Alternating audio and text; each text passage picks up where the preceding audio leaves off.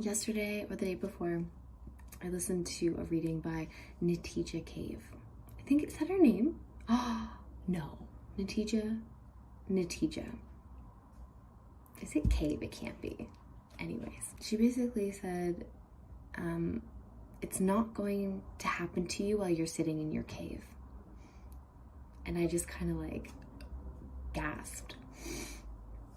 And then this morning, of course, in perfect synchronicity, I was getting ready to record this video, and I was like, I feel like I need an oracle card just to kind of like pull me in, right? And so I picked up this deck, and this was on the bottom.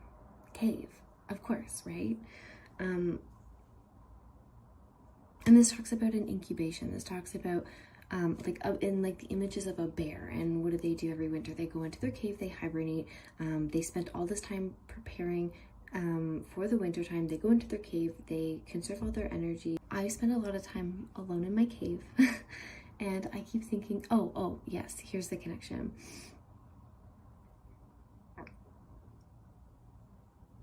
I spent so much time meditating, doing yoga, going for walks, practicing tapping, practicing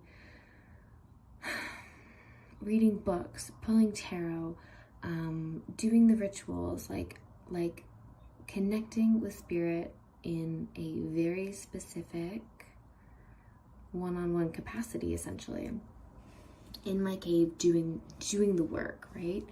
How can you, after spending all of your time and energy doing this good work, as we should, right? Like, it's important to have periods of times and have it through our lives where we really tune inward and we do the practices day in and day out.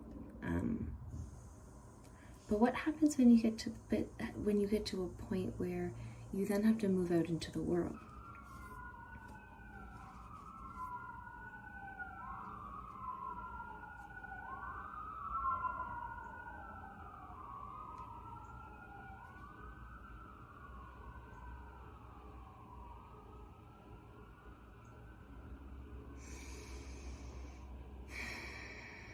So the question is, now what? Now what do we do after the hibernation is over? What do we do when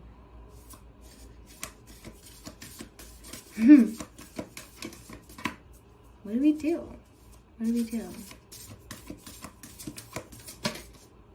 That one. This card.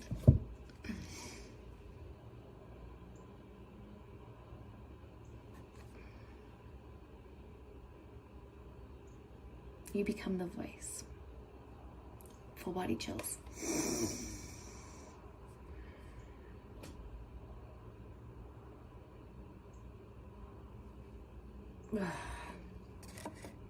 You become the voice. You give the gift. You serve it up on a silver platter and you say, this is all for you. All of this abundance, all this radiance, all this joy, all this connection, all this beauty. It is for all of you.